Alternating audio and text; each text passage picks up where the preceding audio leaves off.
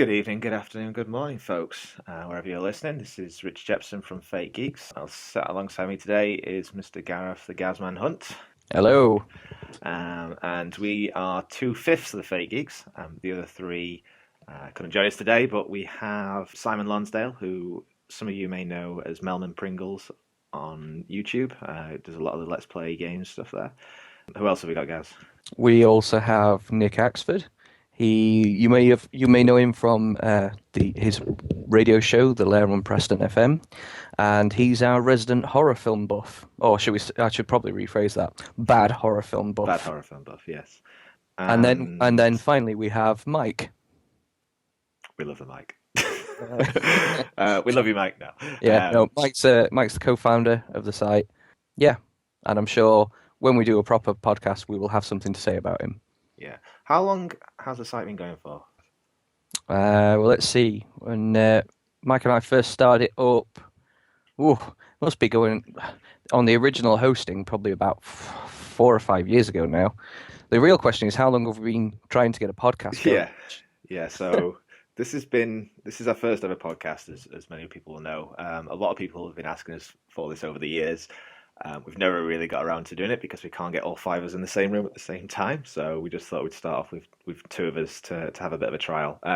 Just to mention that if people are wanting to check out the site, if you haven't come across us before, it's fakegeeksfilm.wordpress.com. You can check out all of our reviews and features on there. We mainly focus on film and TV, but we do tend to go off topic quite a lot, talking about festivals, NFL.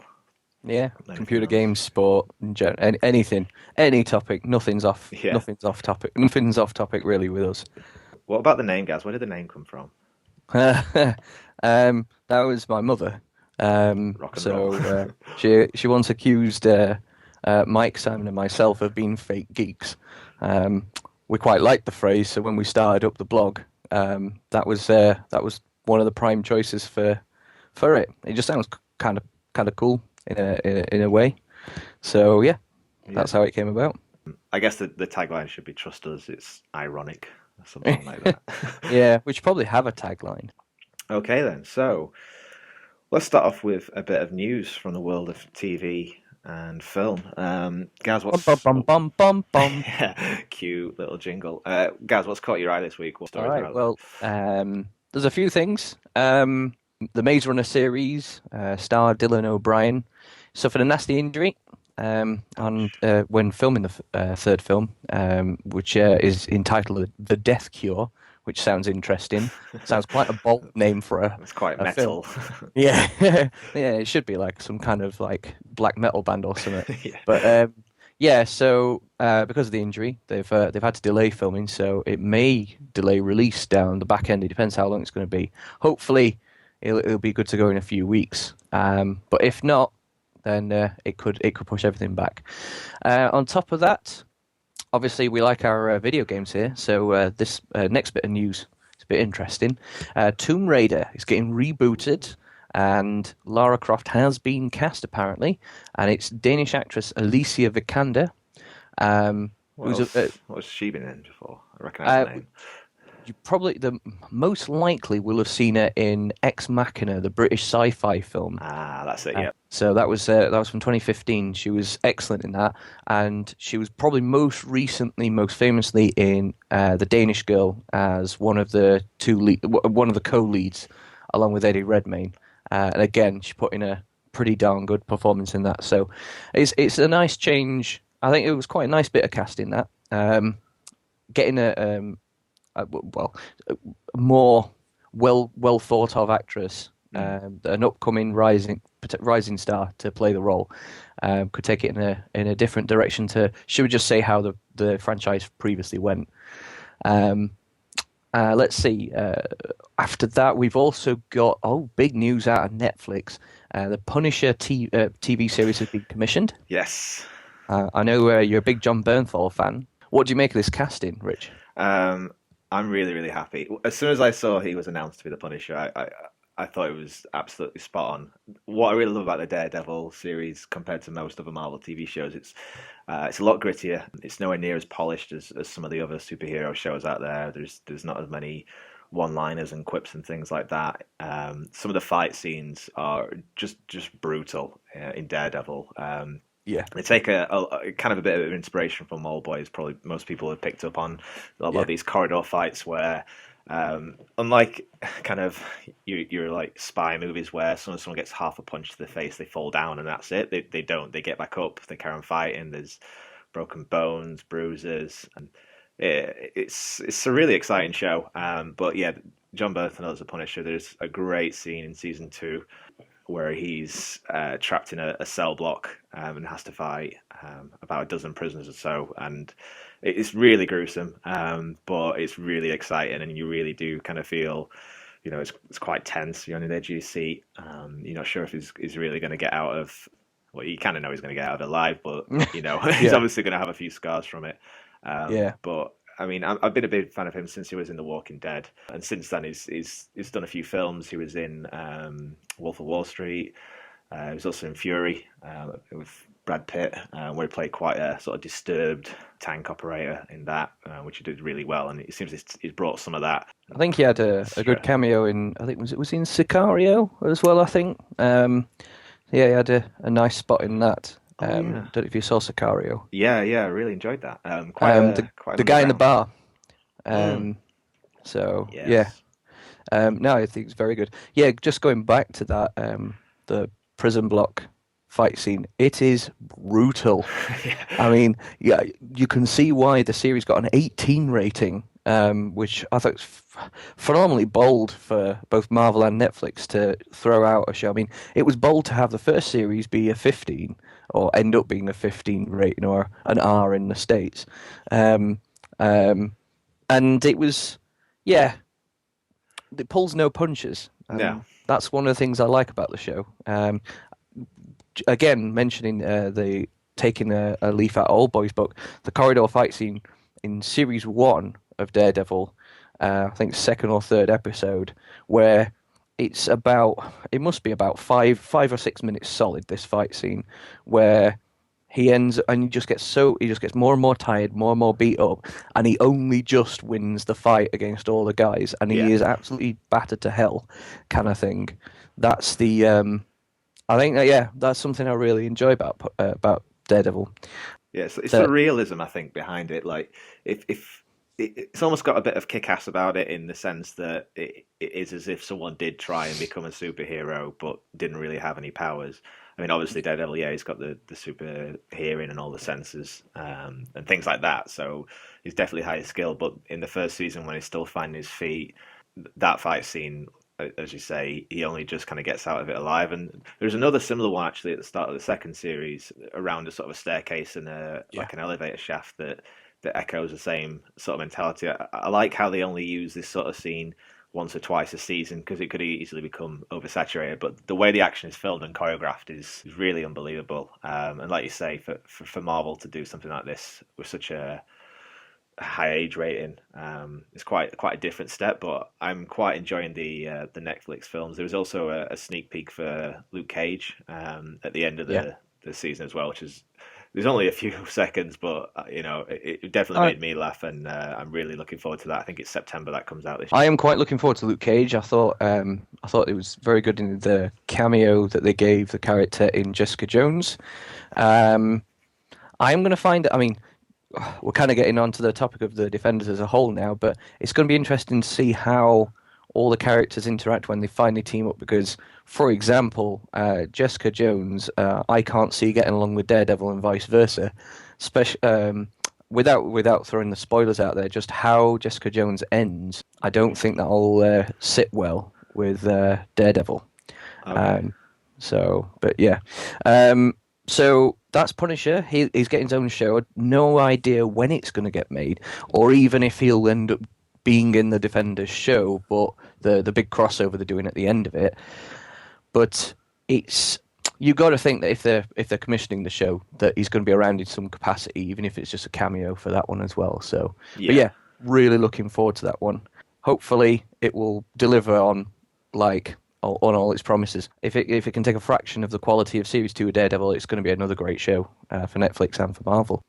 Netflix is not the only big streaming service in the UK. Obviously, there's Amazon Prime's probably its main rival. And on there, you've got the cracking show Vikings, and Yes, the great show. next, I've got a couple of bits of news related to Vikings alumni. So, for example, we have the Dark Tower series, the Stephen King adaptation, um, will now have Catherine Winnick, who plays Lagatha in Vikings. She's excellent in Vikings. And she'll be joining a cast that is just getting better and better. We already know Idris Elba Idris Elba. is That's the is guy. forming a is forming a slightly dull tribute band to a slightly dull indie band. Um, Sorry to any Elbow fans out there. There are Yeah, Elbow he's fans gonna out there. yeah, he's gonna be playing Roland Deschain, and Okay. Matthew McConaughey is also in it, as is Jackie Earl Haley, who you probably remember from Watchmen, and Fran Kranz, who was in Cabin in the Woods and Dollhouse. So that's a really good cast. I'm really looking forward to that. And yeah, Catherine Winnick. We don't know who she's playing yet, but she is a kick-ass actress, and yeah, it's another great piece of the puzzle there. Going on to a totally different kind of production, we've got some British TV news Oh, for a different alumni. There was a chap in it called George Blagden. He played Athelstan in Vikings. It's a very memorable role, and his latest thing he's going to be in a British TV epic called Versailles, which is the kind of the telling of Louis the XIV's kind of the court of Louis the XIV, and quite kind of I don't know controversially they've cast two Brits in the lead role of a French drama. So they've got Blagden, and they've also picked up a guy from Merlin, and I've entirely lost his name. Alexander Vlahos, who played Mordred in Merlin, and so that's a very big pickup for the two of them. Apparently, this has been deliberately created to try and kind of, I don't know, steal all the viewers from Downton Abbey or something. that's yeah, that horde of viewers that are left with nothing to do on a Sunday evening. Yeah. But yes, that's going to be an interesting one. Apparently, it's cost them £20 million to make, which is not cheap. Sizable, yeah. So for a BBC drama series, period dramas are expensive, obviously. Like obviously the costumes are setting, it can get a bit ridiculous. But yeah, so again, those Vikings alumni are doing quite well. So yeah, and that's pretty much the roundup of the news, I think.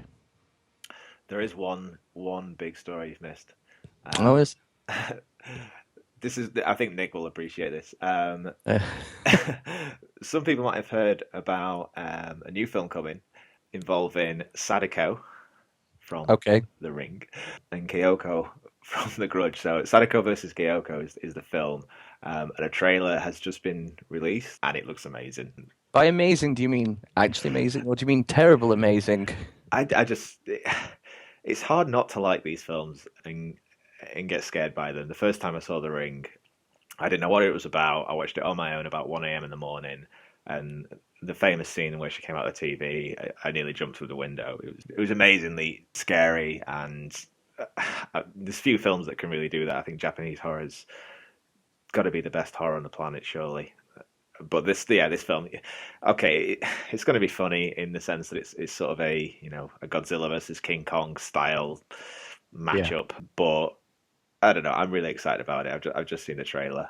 Hopefully, it'll be a better crossover than Freddy versus Jason, which was an appalling It would have been, crossover. yeah, Um, it wouldn't and be that hard. it didn't really have any appeal even as like like how you can watch a terrible film and have a laugh at it.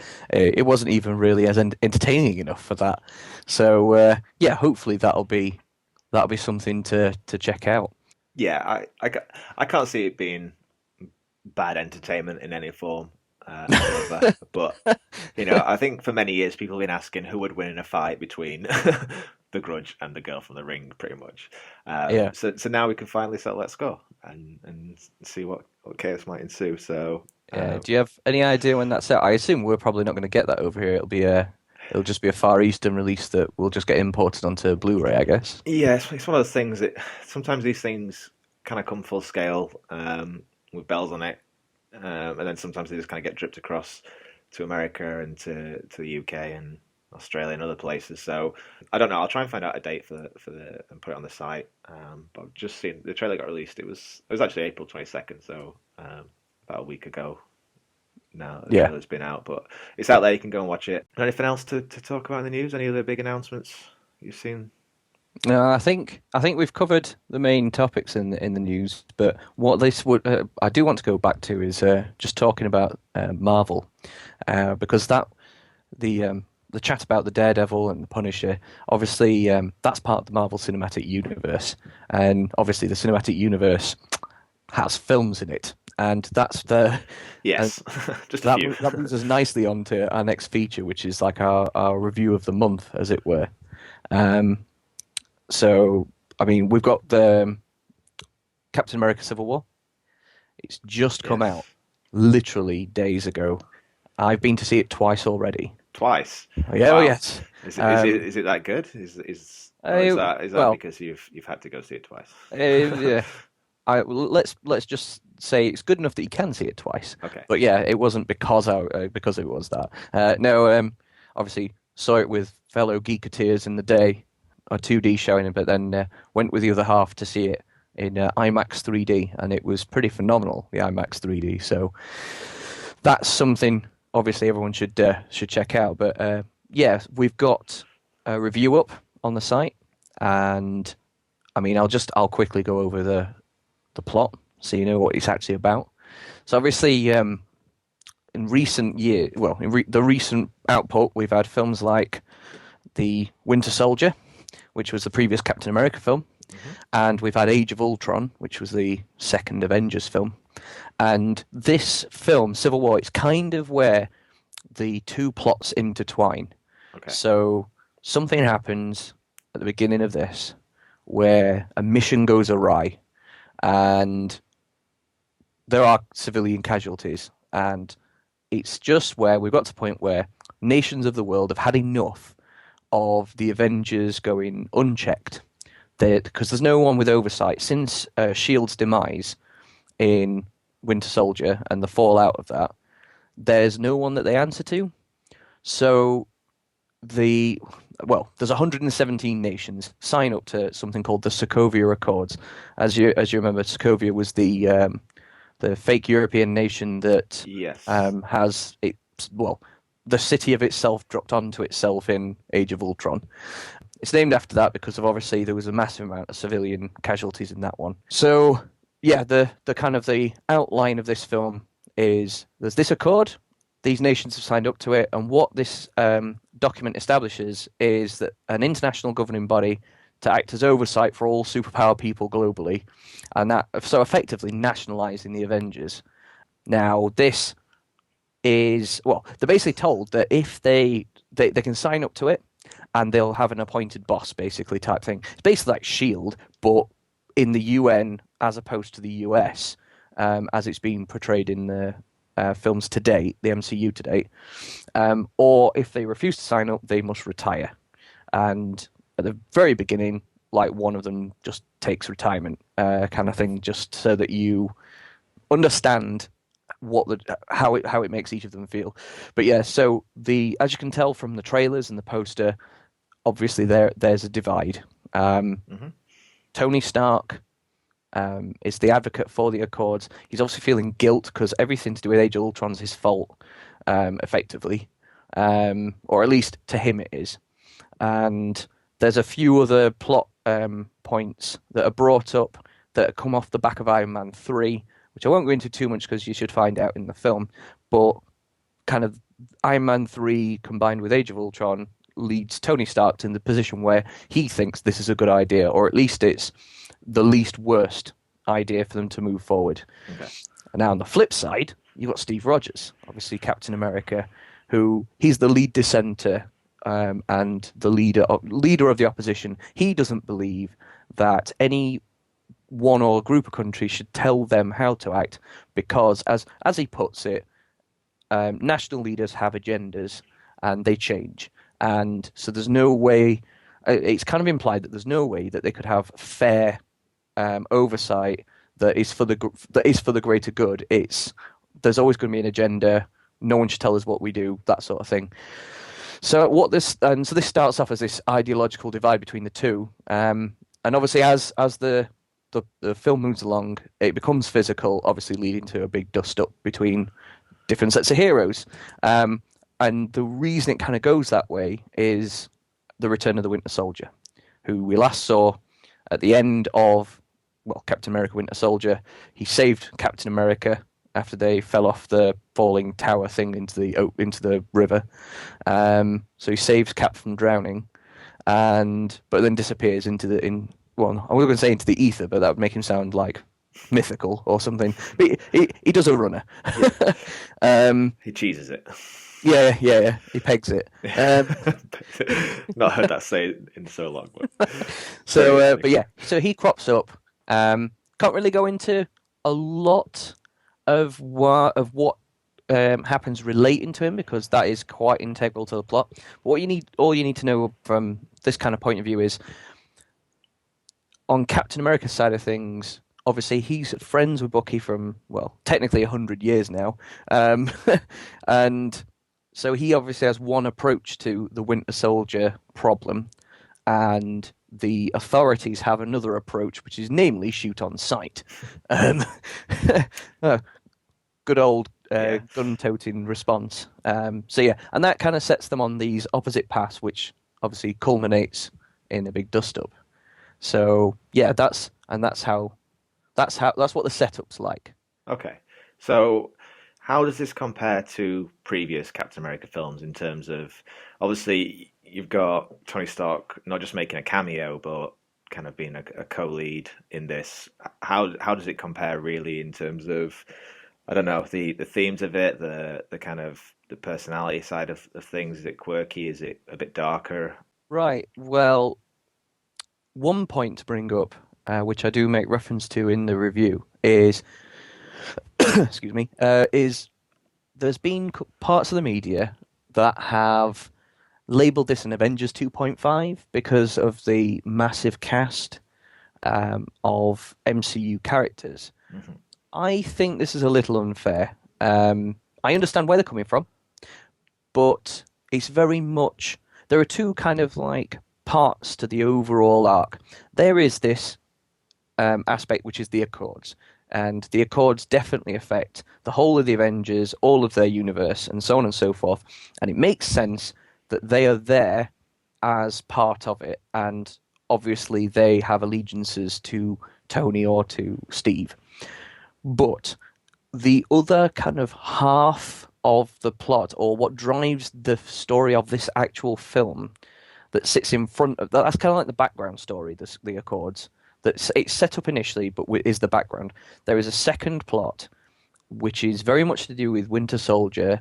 It's very much to involves the kind of villain of the month type guy, which is played by Daniel Bruhl, and the resolution that their story is like the kind of the spine of the film. Their story, their plot is the spine of the film, and as such, it's definitely a Captain America film. It's just got a lot of other characters in. The best description I actually heard for the film was from our fellow Geeketeer Mike, who actually described it quite jokingly as Captain America versus Iron Man: Dawn of Registration, which That sounds like such a Mike thing to say. yeah. But it is. I think it's spot on. It's a nice. I mean, it's a nice Mickey take out of the big DC film from last month or so, which kind of flopped on its face. So much wrong with it. But that's a story for another day. We should definitely analyze Dawn of Justice at some point and just say what's wrong with it. Yeah. The short answer is a lot. The dissection of justice. Yeah. So, but yeah, it's definitely. This film's a personal film for the Cap character. Definitely for him and Iron Man, their relationship, and Bucky as well. The three of them are the main kind of crux to this story. Now, with regards to the quality of the film, it is a very good film. I'm going to say that right up front. It is really good, and I've seen it listed as best Marvel film to date. I think Empire threw that one out. I think Wow. Total Film at Games Radar threw that one out. Both of them 5-starred it, and I can't quite go that far. I am, in fact, I would say it's not quite as good as Winter Soldier. I think Winter Soldier was slicker. You'll talk. I mean, when you think of Winter Soldier, it was the Russo brothers. They came in, they took Christopher Marcus and Stephen McFeely's screenplay, and they made a near perfect homage to 70s conspiracy fiction. It owed just as much to films like 3 Days of the Condor, Parallax View, films like that, than a comic book film or comic books themselves. It was a nice merger of 70s conspiracy fiction with the source material, which was the Winter Soldier's story arc. Yeah. And I don't know, for me, Winter Soldier is pretty much spot on. And there's just too many niggles in Civil War that stop it, that prevent it from getting to that level. The main kind of, I mean, I'll go into it in a fair amount of detail in the article, but there's one or two things. One thing I want to bring up, well, which Mike again made a good point of, was the script. The script is only okay. I mean, it's got some good. In places, it's witty. In the big fight, Spider-Man, Ant-Man, and Falcon are hilarious between the three of them. They are great. But the rest of the film, it's only all right. It's workmanlike. It gets from point A to point B. The arguments between Tony and Steve that are throughout are a little bit repetitive. They don't really expand on their points. So it's like, I think this versus I think this. And they never really listen to each other's arguments. They just kind of go, meh, and that's it. And there could have been more depth to it. And as Mike pointed out to me, there is a great section in the comic Civil War where Captain America points out that he grew up in a time where a group of people were persecuted for being different. They were made to register with their government and have oversight on everything they did, because obviously he comes from the 1940s with the German persecution of the Jews, Sure. and that was missing. That is one of the best parts of the Civil War comic. That argument right there is exactly why Steve Rogers is making his stand. There are other bits about like national liberty and all this kind of thing, a bit more right wing kind of thing, but ultimately it's his life experience. And they don't touch that at all in the film. And I think it's just a bit of a wasted opportunity. Do you think that's Marvel just sort of not daring to go into kind of heavier parts to keep it I a don't bit know. I more mean, we've PG? not really. I can't think of and it might be true. I can't think of a good example of when they've gone as dark as anything like that using real life experience. We guess we'll have to see with time. The other little niggles, I think for a Civil War, I mean, in the comic, Civil War is like 100 characters fighting each other. Obviously, they haven't got that for the films, but they bring in Ant-Man, they bring in Spider-Man, which is really cool, and it does work, but it's like 5-on-5. It's like a 10-man tag match at Survivor Series for wrestling fans. Um, and they've got these TV shows. I mean, in existence already in the same universe. You've got Agent Carter, Agents of S.H.I.E.L.D., Daredevil, and Jessica Jones. They're going to soon be joined by Luke Cage, Iron Fist, Punisher, Damage Control, The Defenders, and Cloak and Dagger. Between all those, do you not think that even in the background of some shots, you could have had people? Like, even if they're not in the fight, even if it's just Just fine. tertiary characters in the show, just like maybe walk in the background, like or hand something to someone, that type of thing. I just feel as great as Marvel have been for getting everything together in one universe, there's still this little disconnect between the films and the TV shows, which Agents of S.H.I.E.L.D. handles it all really well, and they do get cameos the other way. So they do that quite well, but I think there's just a little reluctance in the film side of things to do it. I'm not sure why, but yeah. So like I said, these are relatively small niggles. Like don't get me wrong, this is a very good film. It's almost as good as Winter Soldier. It's just very good. Whereas Winter Soldier to me is excellent and elite, and it's the best they've done. So, I will say, just to sign off on the review, the obviously one of the biggest talking points was Spider-Man and his inclusion. Obviously, they did this big deal with Sony Yeah. to share Spider-Man, and all future Spider-Man films are going to be in the MCU, including the new one that's out next year, Spider-Man Homecoming. Homecoming, yeah. Yeah, and I will say he's in Civil War 20 minutes, and I already love him. Tom Holland is brilliant. I can't tell you enough how much he nails Peter Parker. Wait, that sounds wrong. I'm not sure which Spider-Man film you're talking about here, guys. Um, they've obviously made the decision to make Peter Parker Spider-Man younger. So it's not explicitly stated, but he talks about his homework and stuff. And I think he's meant to be about 15, 16. I think Tom Holland himself's about 18. I'd have to look it up. He's probably a bit older, but he's playing it young. So he's either at the tail end of high school or just about to go to college or whatnot.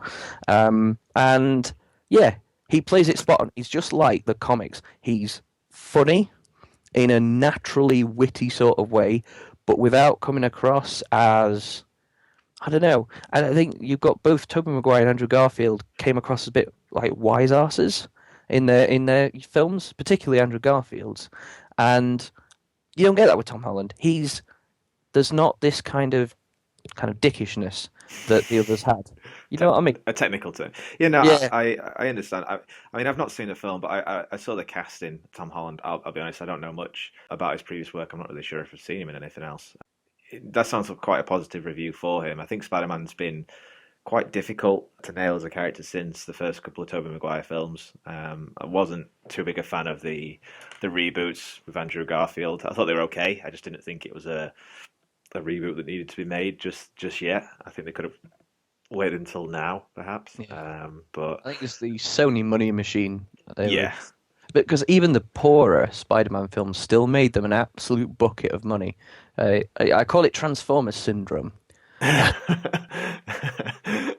Michael Bayitis. Yeah, Michael Bitus. Yeah. Yeah, Yeah, I wonder where they got the title Homecoming from. That seems I don't know. quite It's a bit of an odd one. quite left field. We'll have to see.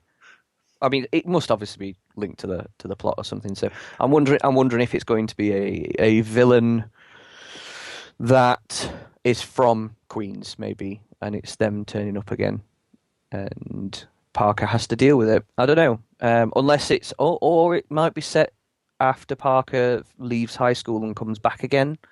I don't know. We'll have to see. But we're not going to have to wait too long. It's literally a year from now that it comes out. So I'm really looking forward to it. It's going to be a cracking summer. In fact, we could. I mean, next year is the first year that the MCU will have 3 films, isn't it? If I remember correctly. Yes. So is the Ant-Man sequel out next year? That's Ant-Man no, that's Wasp? not quite yet. Or I the one after year believe after? it's Guardians of the Galaxy 2. Okay. So you've got that. I mean, obviously, we haven't finished this year. We've still got the excellent looking Doctor Strange coming out. Yes, Benedict So Cumberbatch. Benedict Cumberbatch joining the Marvel Universe. But no, yeah, got it up now. Next May, Guardians of the Galaxy Volume 2. That is going to be spectacular. The first one was like the sleeper hit of Phase 2, I think. You've got Spider-Man Homecoming will be in July. So that's going to be a great 1-2 punch next year. And then Thor Ragnarok in November, which would be nice just to tide you over Christmas.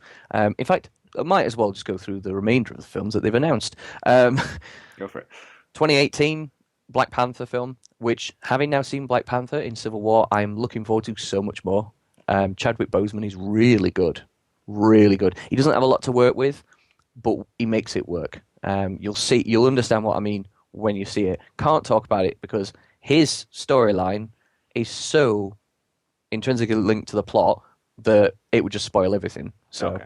anyway, so February 2018, Black Panther, Avengers Infinity War Part 1, May 2018. That's going to be massive. That's like everyone in their universe like teaming up to take on Thanos, who obviously we've seen briefly before in the other films, and his quest for the Infinity Gems, of which one's in Vision's head. So we'll Yes. see how that one pans out. Then you've got Ant-Man and the Wasp, the Ant-Man sequel. That's I'm quite looking forward to that. I thought I quite enjoyed the first Ant-Man. It was not didn't really get much build compared to the others, but I actually quite liked it. And then 2019, Captain Marvel, which will be it's a female Captain Marvel because they've had male and female over the years, and there's still discussions over who should play it. I think going back to discussion at the beginning of the cast, Catherine Winnick from Vikings, I think she would be an amazing Captain Marvel, but we'll have to wait and see. I mean, maybe the audience should like tell us who they think Captain Marvel should be. Yeah, yeah. Yeah. What So else is due in this Infinity Wars Part 2 is coming out Infinity in War like, Part 2 is the only other confirmed film after that. They yeah. did have the Inhumans, but that's been indefinitely put back. No one's quite sure why. The only thing Kevin Feige or Feige, or however you pronounce his name, has said is that it's partially due to the success of Ant-Man and one other film, might have been Guardians, which were films that were not entirely expected to get sequels. Ant-Man particularly was meant to be standalone, but did so well that they went, yes, we're going to definitely have this sequel. So obviously films get bumped down. I think Inhumans are just the odd one out. They want the space that they were originally announced in, which was one directly after Infinity War Part 2. They want that space for something else.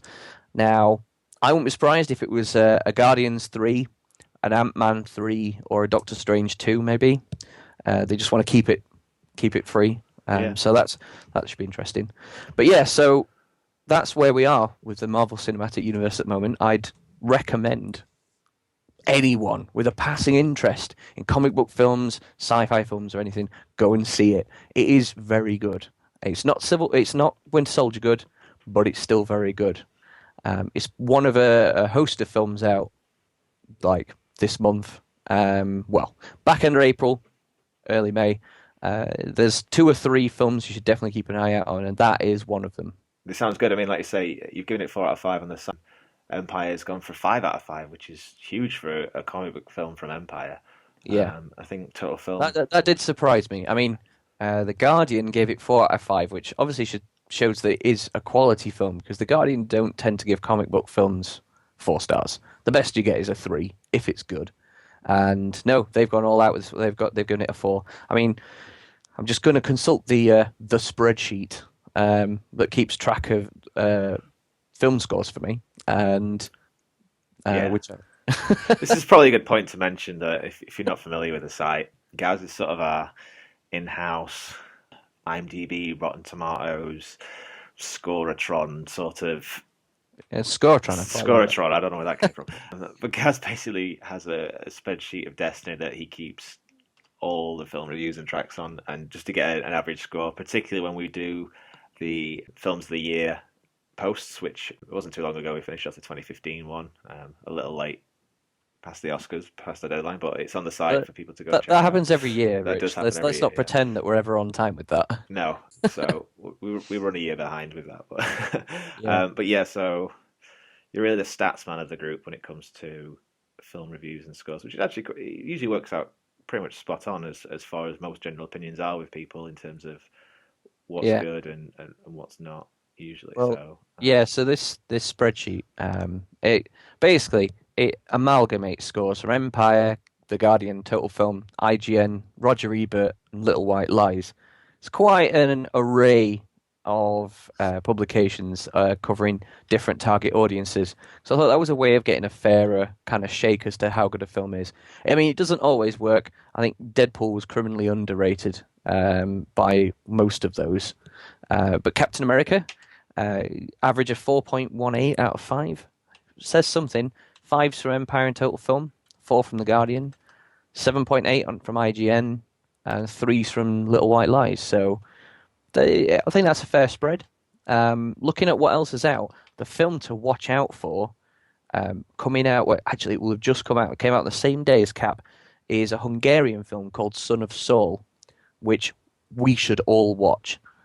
I believe it won, it was definitely nominated for, but I believe it won the best, the foreign language Oscar this year. okay, And it's about, if I recall correctly, a chap in a concentration camp in Second World War, and he's part of the group of. This is going to take a really dark turn right now. He's part. Okay. Basically, in World War Two, the Nazis forced the Jewish prisoners to help them clear away the bodies after the gas chambers. Yeah. And this is a story about, well, partially about one of the guys who had to have that job. I think they believe the character's called Soul, and that's why that's part of the title kind of thing. So, but just to give you some perspective on this, Empire, Total Film, and Guardian have all given it 5 stars. And Wow. basically, I saw when Empire shared their review, they put the caption "Just watch this film." So I think that's one that we've definitely all got to check out. Yeah. It's going to be a cracking film. That I think is the highest average rated film. Little White Lies give it a 4. I think it's the highest rated film all year. It was The Revenant for quite a while. Yeah, Revenant 4.73. So this is actually officially the highest rated film according to the spreadsheet of the year to date. So Spreadsheet has spoken. I mean, yeah, 96% on Rotten Tomatoes as well. yeah, Does look good. Release date. Well, it was last year in Hungary, so I guess yeah, yeah. when did it come out? It's out. This Um, weekend. I have a site I consult for UK film releases, and that's put into the spreadsheet. But yeah, so 4.75. So Son of Saul is definitely something everyone should check out. Other notable films out at the moment that got good scores according to the system. You've got Eye in the Sky, the Helen Mirren film, the Jungle Book remake. That's done quite well in reviews. And there's a trilogy of films which are probably not going to be to everyone's taste, called Arabian Nights, and it's a modern retelling of some of the Arabian Nights tales.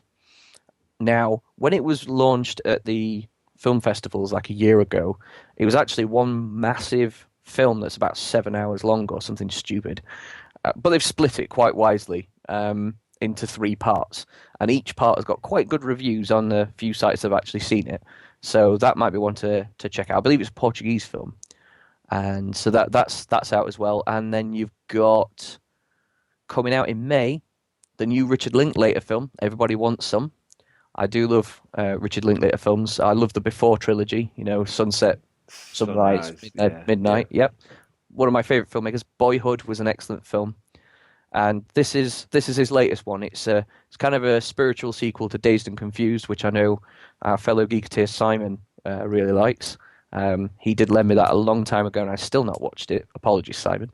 Um, and then also or later this month, sorry, we've got Green Room, the thriller with Patrick Stewart, who I believe plays. I think it's a white supremacist gang leader. It's about a band who play a gig in I think it looks like a working men's club or something in the States. And basically everything hits the fan and they have to try and get out alive because these bikers have gone nuts. I don't know. I've only seen the trailer. I've not read up on it that much, but it's getting really good reviews.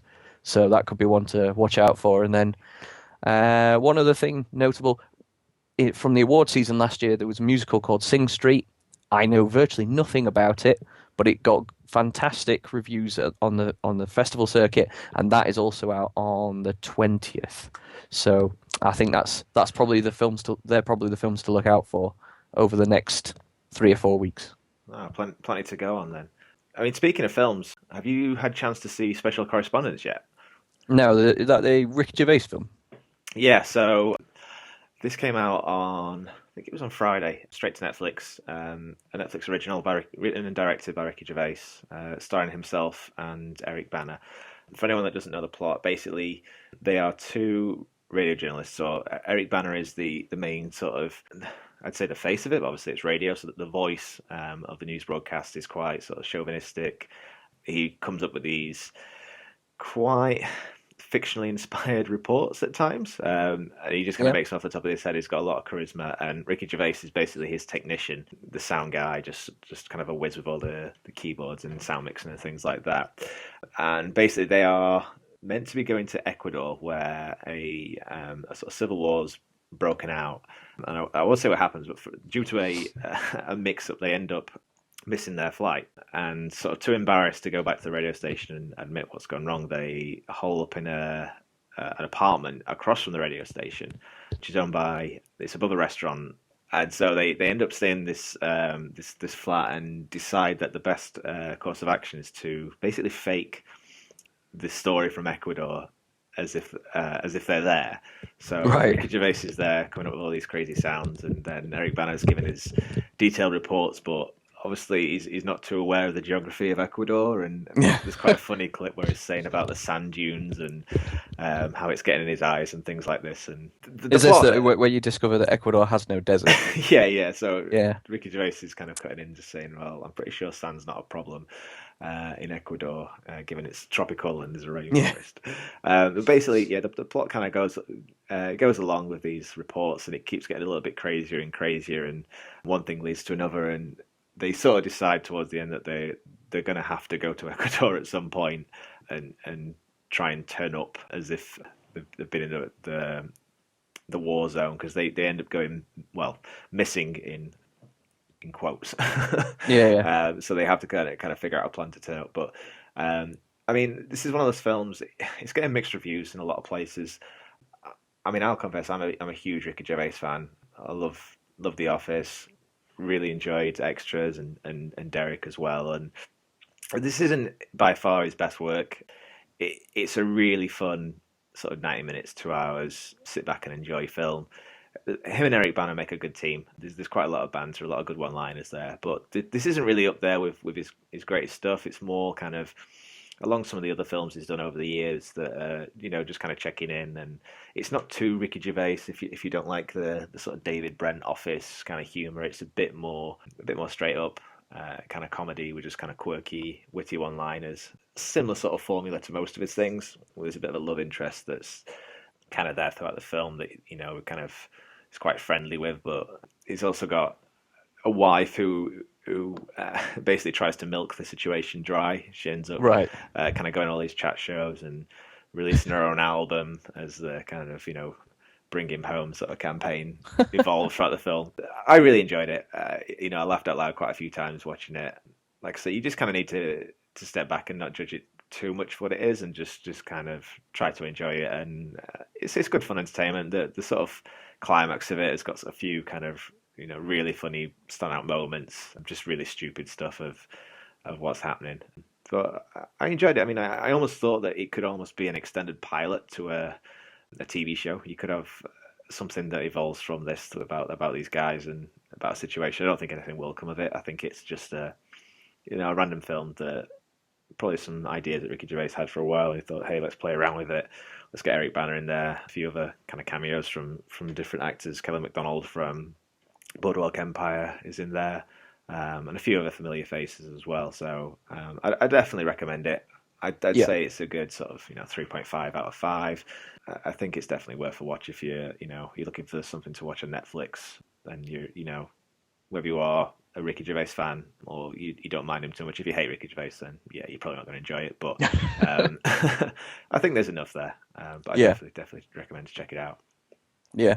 Well, that is very interesting. I will check it out at some point. But yeah, we briefly touched upon how, like how you mentioned that it could have been a TV series. I think that moves us on nicely to our next piece, which is about a TV series that's just about to come out over here, but I believe the Americans have had it a little while. And you want to talk about it, don't you, Rich? A show called Billions. Yes. So, yeah, I'm really, really excited about this show. So who's in it and what's it about? So, Billions, the one and only Paul Giamatti's in the show, which myself and Simon are huge fans of Paul Giamatti. Every year on Simon's birthday, I send him a random photo of Paul Giamatti for no apparent reason. So I was always going to love the show. You probably start, if you're in the UK, you'll probably start seeing a few posters popping up for this. It's due to start on Sky Atlantic. I think it's May the 12th. But yeah, basically got Paul Giamatti, and alongside him is Damian Lewis, who, if anyone's seen Homeland or Band of Brothers, he's a fantastic British actor, quite versatile in his roles. Here he plays a much darker character than you've seen before. The real idea behind Billions is it's mainly a power struggle. So you have Damian Lewis, who he is Bobby Axelrod, who is the head of Axe That's a Capital. great name. Yeah, Sorry. it's if you want a an evil sounding name put the name Axe in there. But yeah, he runs Axe Capital, which is essentially a hedge fund. Invests obviously in Wall Street, and it's a lot of stocks and shares. I mean, I'm not gonna. I'll confess I'm not too up on stocks and shares and some of the language inside it, but the show it doesn't go too in depth with the technicalities of this. You do hear phrases like, short that stock and these sorts of things that essentially just buying and selling. But basically, he's quite shady in how he's made his fortunes. He's a multi-billionaire. He runs this firm. Paul Giamatti is the district attorney of New York, or southern New York, should I say. And he's essentially a bit of a hero for justice, really believes in the system. He starts to sort of smell a rat when it comes to Damian Lewis and how he's made his fortunes, whether he's been getting insider information or how he's managed to get these tips, or his firm have got these tips to buy and sell these stocks at such convenient times. So the season sort of builds up with him gradually targeting Damian Lewis and eventually starting to go after him. Between the two characters, there's some fantastic pieces of dialogue, some great scenes. They don't sort of share that much screen time directly. It's a lot of kind of cloak and dagger, third party stuff. But when they do kind of come together on screen, it's quite electric. I think it's a really, really good pairing. As well as these two, you've got a really good supporting cast. You have Maggie Sith, who was in Sons of Anarchy, Yep. playing, and her character's name escapes right now. She was basically the wife of Jax Teller in Sons of Anarchy, where she did quite a good turn as a doctor. Here, she's playing a similar sort of role. Slight spoiler, she is Paul Giamatti's wife, who happens to work for Damian Lewis's firm, Axe Capital. So she's quite invested in sort of both parties. Yeah. She's basically a psychologist for the analysts at the firm. A lot of these guys are quite power hungry and obviously got quite complex personalities. You get a lot of the feelings that you see in Wolf of Wall Street and in The Big Short as well. These kind of power players and quite dominant, obviously making lots of money. Even the analysts, not just Damian Lewis's character. So she's there as well. You've also got David, I want to say Costabile or Costabile, I'm not quite sure how you pronounce his name. He was in Breaking Bad as Gale, right. The scientist that replaced Jesse for a brief time. He was also in, he's been in Damages. He did a great turn in Suits, as well as quite a bit of an evil lawyer in that show, if anyone's caught that. But he's sort of... I remember David Costabile. Yeah, he's. I particularly remember him from Damages. Yeah, he was excellent as Rick Messer. Yes. Yeah, he plays a good sort of shady, kind of not quite sure which way he's going to turn sort of character. But basically, he's Damian Lewis's right-hand man. I believe he's his COO at his firm. So he's quite involved. Not the management of the company. He's really outspoken. He has some horrible, derogatory one-liners about things, some really crude stuff. But there's something about him you kind of like, even though he's essentially just a loudmouth shouting his way after the firm, and brings a bit of comedy to proceedings as well. Behind that, you've got quite a few actors have sort of been popping up here and there. You've got Toby Lennon Moore, who was in the first season of Daredevil. Oh, yeah. I can't remember the name of the character, but basically he was the one... Wesley. Yes, Wesley, that was it. Yeah, he was excellent. He was excellent, yeah. Really good turn. I've not really seen him in anything else besides, but as soon as he's on here, he's essentially Paul Giamatti's right-hand man.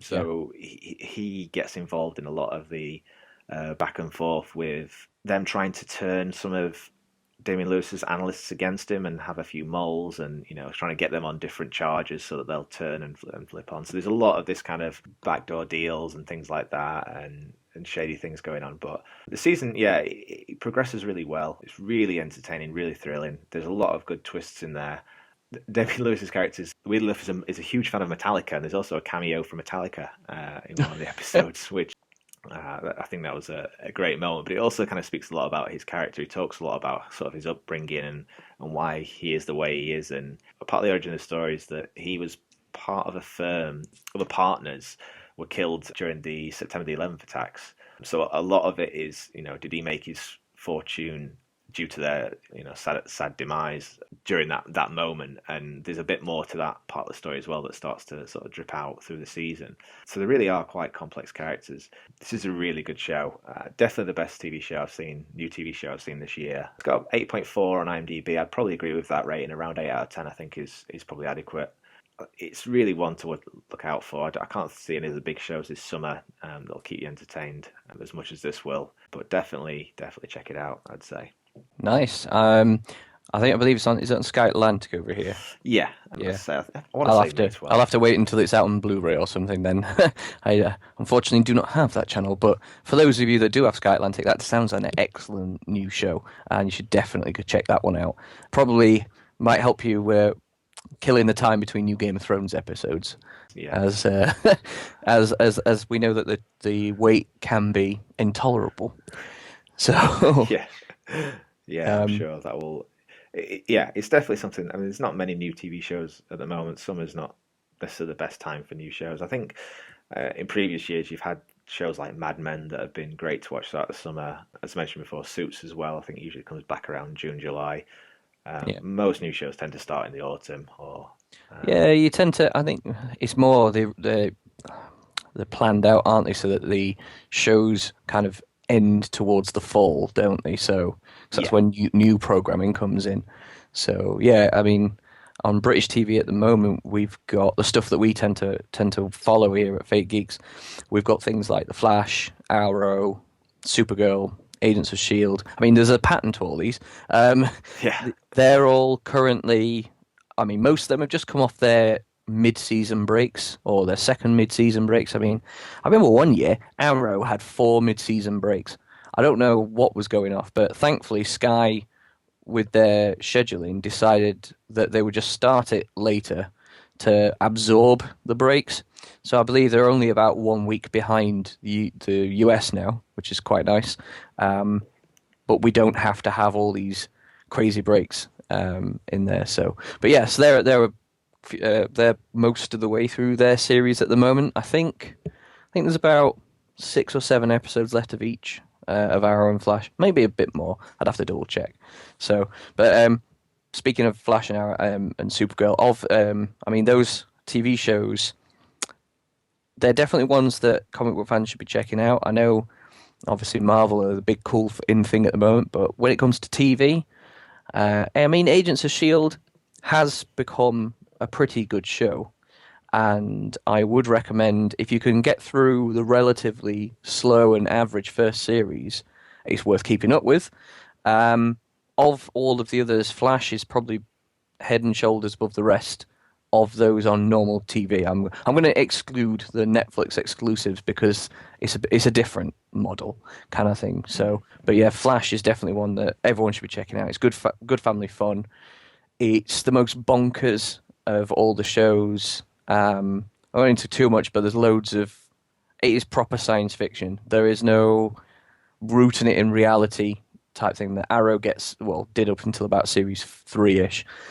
This is a totally just, this is for fun. It's light-hearted generally, but that doesn't mean that the dramatic moments don't kick you in the nuts. Um, seriously, there's a couple of stomach punches that come in Flash that, yeah, if you've got invested as I have, it can, yeah, can be a shock.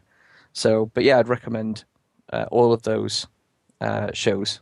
great. There's also Gotham as well, I guess, to kind of go into that, I'm a which little, yeah, I'm a little behind on Gotham. I mean, it got a bit of mixed reviews, and I can understand why. I mean, the actual, the feel of it, it's almost like they kind of wanted to go for the Tim Burton style, approach, like kind of, I don't say outright goofy and zany, but the kind of Burton-esque kind of pretty but twisted and dark kind of look, and it does feel like that. It does feel like the first Michael Keaton Batman film quite a bit, yeah, which, depending on what you wanted from a show based in Gotham, it can go either way. And about half the episodes in the first series are a bit ropey, but I think it's progressed into a very interesting show. And like I said, I'm behind, but that's just because I watch too much. yeah. So, but, um, Hard to squeeze it all in. yeah, yeah. So I think I've got about 5 or 6 episodes to watch of that of the current season. But yeah, it's a laugh. Um, the guy they've got playing Penguin's very good. They've done a nice character arc for the guy who becomes the Riddler, and I think the guy who plays Jim Gordon as well has finally come into his own a bit. He's a little bit one-dimensional, but he plays it well. The show took an upturn, I think, with the casting of Morena Baccarin.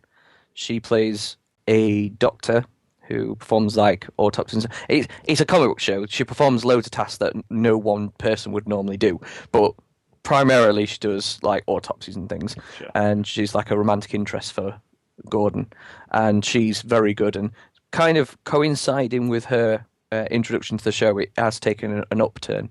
And I would, again, along with the others, if you've got time, I'd recommend you watch it. So There you go. yeah, I think you hit the nail on the head there. I was kind of lukewarm to it, but I'm not the biggest Tim Burton fan. So when you mentioned that, then I think that's probably why I wasn't so much of a fan. I do like the sort of mythology around Gotham and the Batman side of things quite a lot compared to other backstories and other comic book characters, especially in the DC world. yeah. I think, like you said, the Penguin character, great actor, great young actor there as well. But yeah, I'm slowly watching it. I'm not really in full swing as I am with things like Daredevil that we were talking about earlier on. But I no, mean, I think it has some great individual episodes early on. Towards the end of series one, I believe, there's a sort of home invasion type episode where Bruce is targeted. Now, with regards to Bruce, I'm a bit on the fence still with the actor they've got playing him. He's very up and down, but that could be down to how young he is and how the direction goes. However, on the flip side, there is Sean Pertwee as Alfred. He is amazing. It's not kind of the traditional Alfred that you get, the kind of well-spoken butler that to the to the wealthy family. The Alfred in the show is much more. He's like I think he's ex SAS or Green Beret or something like that, and they do a nice job of. He's a guy who knows what he's talking about. He mixes in the right circles because he's like served the family for years, but he hasn't lost. I don't want to say his roots because that sounds so kind of like cheesy or stereotypical, but he hasn't lost his touch with his military background and so on. So like he ends up teaching Bruce like how to defend himself and so on and so forth. mm, And anyway, this particular episode, there's this home invasion, and he basically holds off like 3 or 4 attackers single-handedly, and they do it in such a way that it looks kind of realistic because he's this ex-military badass. It's just a cracking like fight scene that really just shows you like this other side to Alfred, which comes out a bit more in the later in the show. But yeah, Sean Pertwee himself is great. I think he's a very underrated actor and one of the stronger points of Gotham. good stuff. We should probably let's talk about something random. How Yeah. about festivals this year? I know you're off to download in Yes. a few weeks away now. Well, the other half has not seen Black Sabbath live, and this is going to be the last chance by the sounds of it. They're retiring. I think it is getting a bit too much for them all. They are getting on a bit. I believe they're on 60 now, and obviously they've lived the rock and roll lifestyle. So made sense to go and see them. So we've made arrangements with some friends. Going to go down for all 3 days, but we're not going to camp this time. I think it's just a bit too big for the camps. I mean, you recall yourself when we used to go regularly, and it's massive. What's that, like 100,000 people Yeah, in one place? And I think unfortunately, when you get to that size of event, you're always going to get some ne'er-do-wells who try and spoil it sometimes for others, and I didn't want to really take that risk. But on the flip side, the lineup looks fantastic. This has got to be one of the best lineups they've had for years. I yeah. mean, I know and obviously Mike, Simon, we all went. I mean, you and I particularly for a long time went together to many downloads. Simon to one, Mike to a 2 or 3, and we stopped going because the lineup's getting a bit repetitive and they were booking less interesting bands and so on and so forth. But yeah, this year, I mean, I don't know if you've had a chance to look at it because I know you're not able to go, so I don't know if you want to tease yourself with the lineup, but I'm going to wind you up now and go through it. So, Thank you. so on the Friday, I mean, the Friday main stage, I mean, we know each other. We have a wide taste in music, and I think when in like the rock and metal kind of umbrella. And I think the Friday main stage is fantastic. You've got, I believe there's one slot left to fill, but they've currently got Royal Republic, who are a cracking band, aren't they? They Just, are I mean, why so don't fun. you take a moment or two just how good are Royal Republic? They were such a surprise package when they came out. I remember just seeing a random video and instantly I was just thought it was a great riff, a great tune, a real fun band that you don't have to take too seriously, but they make really catchy tunes. They've got a great stage presence. We both saw them when they came a few years ago. Just so much energy on stage. Yeah, But especially as a main stage opener, I couldn't think of anyone better. There's a handful of really good strong songs there that they'll probably no doubt open with. Underwear. And yeah, underwear. Yeah, there's a lot of tongue in cheek stuff there as well. Yeah, it should be a really good fun show. Yeah, I do have fond memories of when we saw them at Corporation, where that was like probably the warmest and most oxygen depleting gig I've been to in my life. Yes. I remember every single one of us were close to passing out with just how warm and bouncy the entire gig was. But yeah, fantastic band. So they're opening up. Then we've got Alien Ant Farm, who had a couple. Obviously, the big success was their cover of Michael Jackson's "Smooth Criminal." Yeah. But yeah, they've got a decent few of the songs under the belt. That could be a good bit of party time to open up with those two. Then we've got Killswitch Engage, who are always a tight band. Yes. I'm not a huge metalcore fan, but I have plenty of time for Killswitch Engage. They're the cream of the crop in that genre, and I think it's a fantastic addition. We would have had Motorhead after that, but obviously, tragically, Lemmy passed away at the turn of the year. But they've announced they're going to do something special now. I'm not sure if it's just going to be a video package or if they're going to get some guys on, to do covers. We'll wait and see, but I'm sure it'll be a fitting tribute either way. Because they've obviously renamed the stage the Lemmy stage as well, which is quite Yeah, fitting. for this year they've named it the Lemmy Stage. It's like they did something similar for Ronnie James Dio when he passed. So, but yeah, so after whatever that is, we'll have Korn. Obviously, you and I have been a few times to see them. Yeah, I think I'm into double digits now with Korn, but Wow. I think if I was going, I would always go and see Korn. They're definitely one of my favorite bands. I mean, growing up, I guess my kind of core era for music was around late 90s, early 2000s. Probably when Korn were at the highest, I guess, in terms of popularity, I'd say. They always put on a good show. Jonathan Davis is always fantastic. It's hard not to enjoy a Korn show, I think. The sub headline slot as well on the main stage is probably right for them. They've put them as headliners on other stages before, and it's just been absolutely packed out. Yeah, I remember 2012 or 13ish when they headlined the second stage, and it was like you could not walk, could not move. It was insane. Yeah. And then on top of Korn, I mean, I just want to say Korn are one of the best live bands ever. I've totally I've seen them maybe 3 or 4 times. I think the last time was supporting Slipknot on their Yes. their recent tour about a year or so back now. And as much as I like Slipknot, and they were very good, Korn played them off the stage. Yeah, And I think I'd agree so. with that. Yeah, Yeah, that was a Sheffield Arena show. I think it was last January or something. yeah, that was an Yeah, amazing gig. that was great. And yeah, so after Korn, if you're still alive, you get to see Rammstein do their Oh, full show. what a treat! That is a treat. So, I mean, again, another one of the best spectacle live bands. Like it's like the metal version of Kiss. Like Yeah, that so, yeah, that'll be a great show. So many pyrotechnics and yeah, God knows what going off. yeah. So that is just Friday's main stage. I mean, I'm not going to go in depth about the whole thing, but I'm just going to list you some bands that are also playing. So on the same day, you've got bands like Graveyard and Glassjaw and Skillet, Wild Hearts, Cadaver, some cracking bands on the lower stages, and that's before you get to all. I mean, there's a thrash band, Havoc. The fourth stage has got some great bands. I can't say I'd heard of some of them before checking them out, but there's a folk artist called Skinny Lister on the fourth stage, which I think are going to go down an absolute treat. So like London-based folk band. In fact, after we're done on this, I'm dropping you some links. So Yeah, because I think you'll love them. it's hard not to love a bit of folk. There's been This is some this really is good. kind of upbeat folk that remind me. I mean, one track reminded me of Pogues kind of stuff. That's the kind of folk we're talking about. So Nice. yeah. On the other days, you got I mean the Saturday you got Avatar, who we saw at Bloodstock the other year. They were really good. Beartooth, Atreyu, 6 a.m.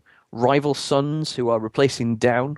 Obviously, Phil Anselmo had some issues earlier this year with some very Yeah. inappropriate comments, and that got Down pulled from their entire European tour. But I mean, Rival Sons, what you couldn't ask for a better replacement. They are a Yeah. fantastic band. I love Rival Sons.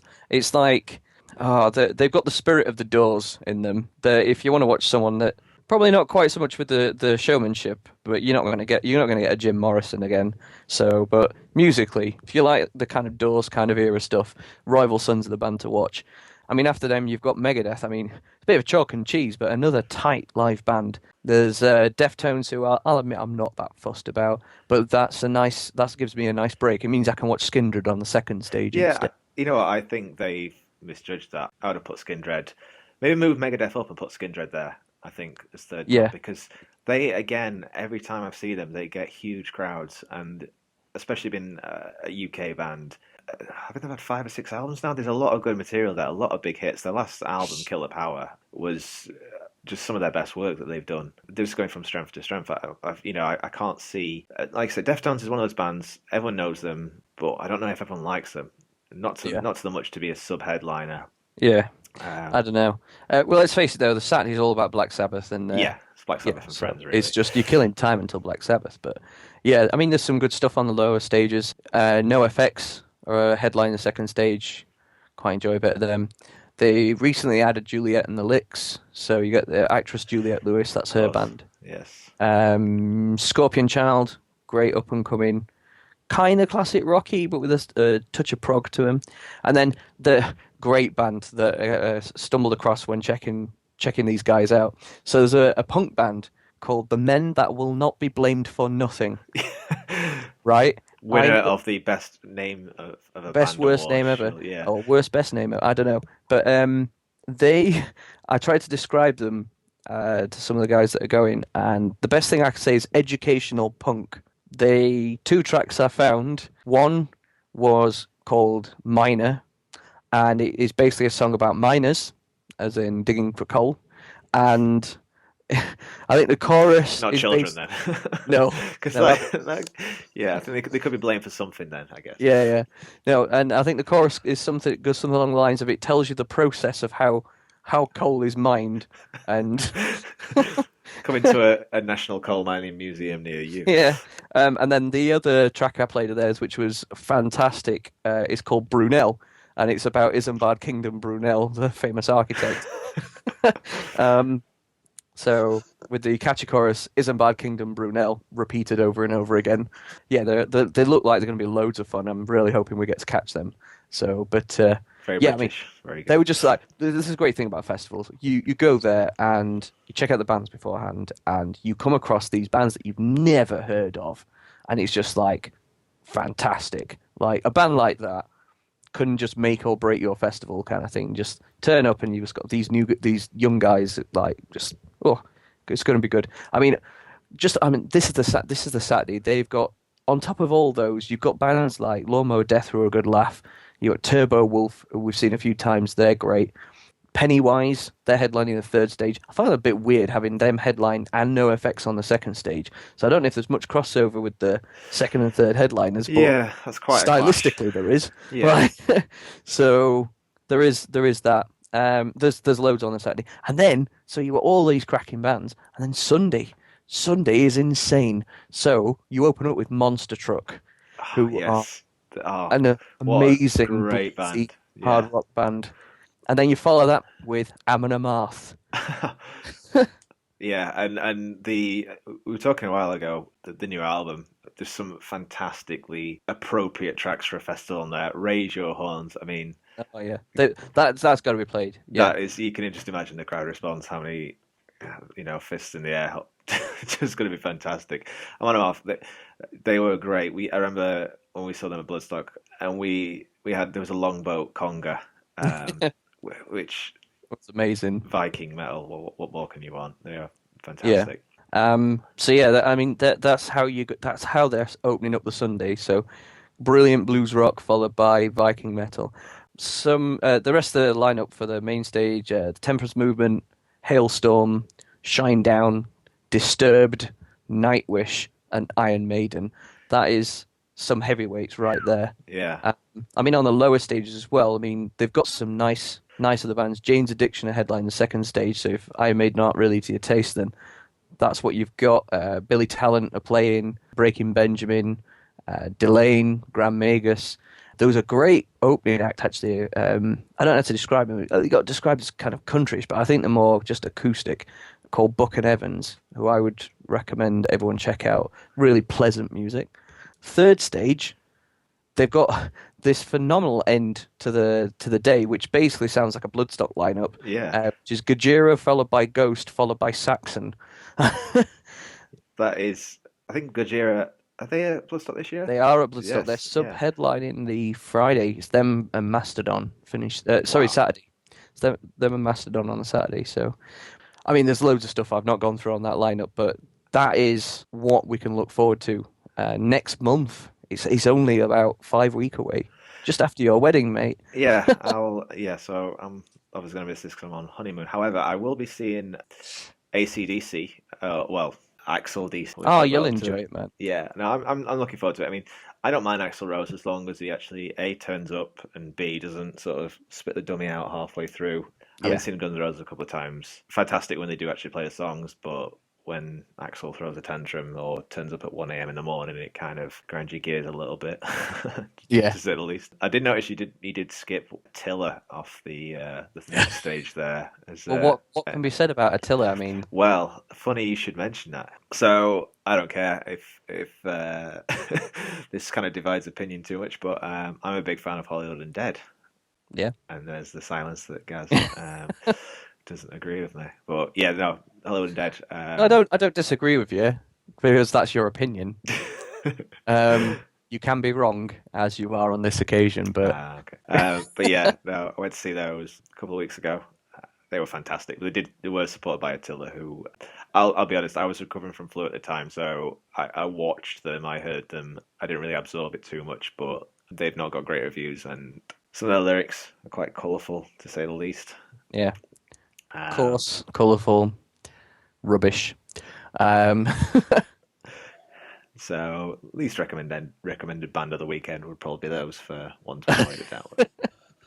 yeah, maybe a band to avoid over the Yeah. weekend. Cool. But yeah, so that's there at download.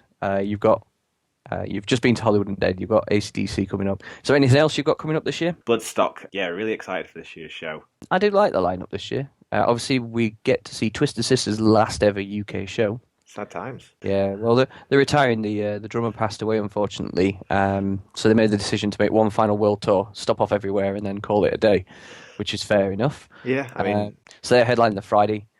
You got Mastodon on the Saturday, which I called like for the last few years that they're going to be playing one year and they'll headline, and they are. I think I've been checking them out.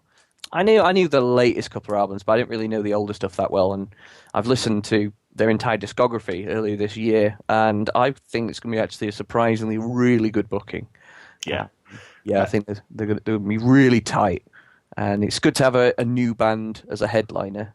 Not to say they're a new band; they've been around like 15 years or something, but a new band on the top of the bill.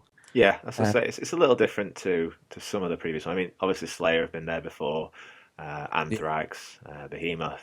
There's a lot of kind of returning acts in that sense, but there's quite a nice mix, I think, Yeah. I of know new you're things as well. particularly looking forward to seeing Fear Factory again, Yes, playing yeah, Demanufacture in full, I believe. yeah, that should be a good show. Obviously, they ended up headlining, didn't they? I think the year of They co-headlined co-headlined. with Children of Bodom some years ago. So that was good. That was actually a really good double set actually. But yeah, I'm looking forward to seeing them again. Yeah, Uh, you've they've got also got Evil Scarecrow, yeah. a little higher up the bill this time, but It's you good to see. They cannot not last enjoy time a last show. time they played, they like opened the main stage and they had like something like the second or third biggest crowd of the weekend. So they had to be higher up. Yeah, definitely. I mean, yeah, that opening set that they did, and I think it was there's a couple of new songs from the last album. that or just before they launched their latest album, was on there. But in terms of, getting the crowd going, obviously you've got Robototron, Crabula, and there was a few other new skits in there as well. Yeah. No doubt there'll something bigger and better planned this Well, year. hopefully they'll play their cover of the Thundercats theme tune. Yes, It's definitely. always a pleasant moment there. Their cover of the Final Countdown's pretty swish as well. Cover of anything, pretty much. I think Yeah, they can't get it wrong. yeah. Just briefly looking at the rest of the bill, I think it's quite a nice mix. Finally got some power metal acts on the bill. So we've got Dragon Force and Symphony X on the Sunday. Sunday, yeah. That's going to look good. I'm quite looking forward to Metal Allegiance as well. That's kind of like a super group of members. I think it's Anthrax, Megadeth, and a couple of others. And they generally do. They're like a covers band. They have a few of their own tunes. I think they've got an album, but live they tend to do half a set of like random heavy metal covers. So that could be a fun laugh.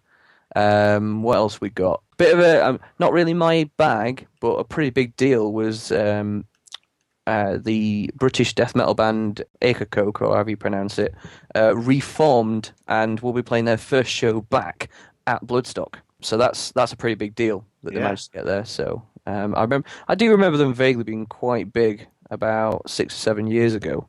But yeah, like I said, not really my bag, but I can recognise that that's a massive coup for them. So to get that on top of Twisted Sister's last only UK show on their farewell tour, you've also got Behemoth are playing The Satanist in full. You've got Fear Factory playing Demanufacture in full. You've got Satyricon play Nemesis Divina in full. This is a festival of unique appearances this year. I mean, usually it's, but this year particularly, there's so many special things going off that I think any self-respecting heavy metal fan should be at it. So, I mean, I'm sure we can go. We'll probably go into each of these festivals in a little bit more detail when we get closer to the time, particularly Bloodstock, which most of the fake geeks end up going to. I'm hoping to entice Simon to go this year for his second appearance. He's a big Mastodon fan. He likes his Dragon Force. There's a few other bands on the bill that are particularly to his taste, so trying to convince him to go. Obviously, there'll be yourself, myself, and Mike. So if we can get if we can get 4 of the 5 there, then I think that could be something pretty special. Yeah, we should be able to divide and conquer and pretty much see just about every band on the bill between us. I'm a big Corrosion of Conformity fan as well, so it'd be good to see on the bill. Yeah, it's good to see them back on the bill. So, but yeah, so that's kind of the summer. The only other thing really we've got on is back end of the year, the HRH Stoner versus Doom Festival. Obviously, we can go into that in a lot more detail close to the time. They've only announced about 15 bands or so far, but what we do know is 2 of the bigger bands on the bill. On the Stoner side of things, we've got Orange Goblin, who are one of the tightest bands in existence. They are phenomenal. I mean, why don't you just tell us about your favourite Orange Goblin stuff? Because I know you're an absolutely huge fan of theirs. Yeah, where to start? Orange Goblin are one of my all-time favorite bands. They are absolutely phenomenal. The last time, when was the last time we saw them? We saw them Bloodstock. Bloodstock. It's just so good live. Red Tide Rising. Yeah, it's an What anthem. absolute anthem, yeah. Tour de force of a song. The stage presence, the loudness, just everything about Orange Goblin is amazing. If you Yeah. haven't seen them live, definitely recommend you to pop along to a show. Actually, interesting question. Has anyone actually bought a ticket for this festival? Yeah, Or have they right. just won So one?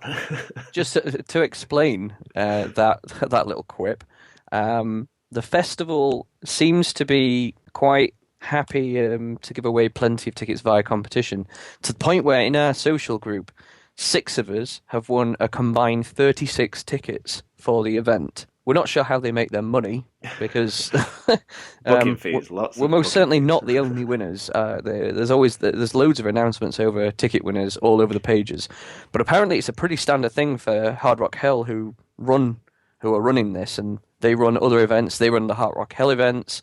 There's a blues event they do in Sheffield already. They run Hammerfest, which is the festival that Metal Hammer sponsor. There's 1 or 2 others as well. There's an AOR festival and a prog festival, and they run all these, and they run the same kind of financial model. And obviously there's something going off there. Maybe they have a big cut on merch sales or something, or they get a good deal on touring bands at a reduced rate because it's out of season. I don't know, but yeah, basically we've all had to just pay the booking fee, haven't we? Which is 10 quid. Which admittedly they'll probably make a bit off that because the admin won't cost them 10 quid, but I can't see how they make money off it. Maybe they run at a very low profit margin as well as a standard thing, so that they can put on these sort of deals. Orange Goblin, I believe, are playing this Saturday, and then the other relatively big band they've booked is a doom band from Sweden called Candlemass, who I saw at download Bloodstock 2009, I want to say, with a previous singer, but they're an exceptional Doom band. I know Doom isn't like for everyone to everyone's taste, but I think these guys will go down well because they're much closer to the Black Sabbath kind of style of Doom. So it's a little bit bluesier, but it's also there's plenty of up tempo tracks. It's just that the kind of the lyrical side of things is kind of a darker, macabre turn, as you would get with Doom acts. Mm. And yeah, Candlemass are going to be a fantastic band to watch. But yeah, when we get further down the year, I'm sure we'll have a little feature in our little off-topic section at the back here where we'll highlight some bands to check out and so on. Yeah, absolutely. I think that probably just about wraps it up for this week then. Yeah, yeah, I think that probably does. Great. Okay, so as we mentioned at the top of the show, if you want to get in touch with us, you can check out our website fakegeeksfilm.wordpress.com. We're also going to put this out on the YouTube channel. We'll have a link on there as well. Please feel free to drop us some comments. Let us know what you thought of the show. Give us any topics you want us to talk about next time. It'd be interesting to hear your opinions on Civil War and Billions when that comes out on TV as well. You can also follow us on Twitters at FakeGeeksFeed. And there's also the Facebook page as well, so feel free to get in touch in there. Okay, so thanks for listening, and we'll see you next time. See you later.